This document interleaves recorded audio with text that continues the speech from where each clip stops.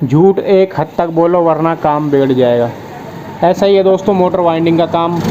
ये जो motor winding का काम हो, चाहे कोई भी मोटर हो, भरोसे के ऊपर चलता है हमेशा। ठीक है, कस्टमर ये नहीं देखता कि आप क्या बकवास करे जा रहे हो, आप पैसे कम ले रहे हो। कस्टमर देखता है काम कैसा किया, कितने दिन चला। वो अंदर भी नहीं देखता मोटर में घुस कर कि भाई क्या किया उसने, कितना तार डाला, कितने टर्न डाले, कौन सा गेज डाला, बैरिंग बदले ना बदले, ग्रीस किया है सिर्फ बैरिंग के बदल दिए। तो ऐसा कभी भी वो नहीं सोचता है। तो आपको हमेशा इस तरह से काम करना चाहिए कि मोटर की लाइफ बढ़ जाए। बेशक मोटर बदलने के लिए बैरिंग आए हैं, आपने बेशक उसमें लोकल बैरिंग डाल दिए, पैसे आपने बेशक ओरिजिनल के ले लिए, लेकिन आपकी जिम्मेवारी है कि लंबी चलनी चाहिए। तो इसलिए काम आपको बेटर करना है। बैरिंग भी आपको वो क्वालिटी के डालने हैं जो ज़्यादा चले। ठीक है, ऐसा नहीं कि आपने घटिया से घटिया क्वालिटी के डाल दी पैसे बचाने के चक्कर में और फिर कुछ ही दिनों बाद जाम हो रही है।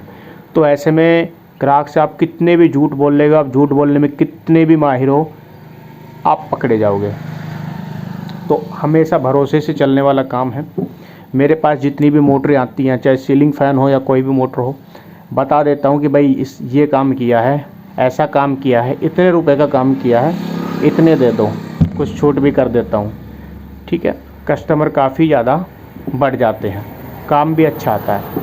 लेकिन आप झूठ बोलोगे, बोलते रहोगे तो भाई ऐसा नहीं चलता है, ये भरोसेमंद काम है। देखिए सीलिंग फ़ैन जो होती है, मोटरें होती है, वो जल क्यों जाती है, वो कुछ ही दिनों में ख़राब क्यों हो जाती है, बहुत बड़ा कारण है उसके पीछे। कारण यही है दोस्तों, हम वाइंडिंग कर देते हैं मोटर की, सीलिंग फ़ैन की वाइंडिंग कर देते हैं, निकला उसमें 200 ग्राम स्क्रैप है, डाल देते हैं 160 ग्राम।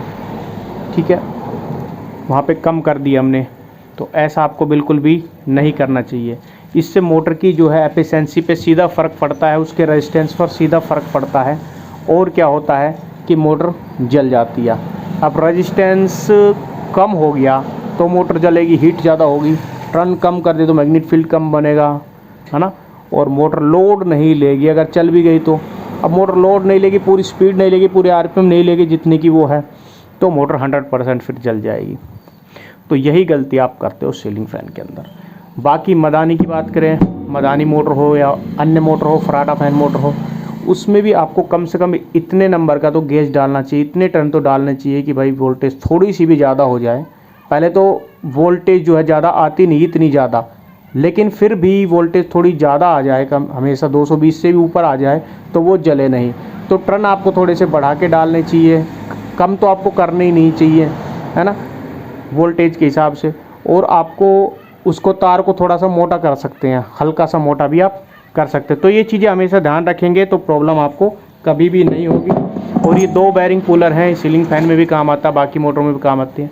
दोनों सीलिंग फ़ैन बैरिंग पुलर भी बोले जाते हैं। ये बैरिंग पुलर सभी मोटरों में काम होता है। ये सीलिंग फ़ैन के नीचे के कवर को निकालने में काम आता है, जैसे ये वाला है आपको निकालना है। और ये बाकी मोटरों में काम आएगा, कोई भी फर्राटा फैन मोटर हो उसके अंदर ये काम आ जाएगा। इस तरह से आप लगा करके जो आप काम कर सकते हैं, निकाल सकते हैं।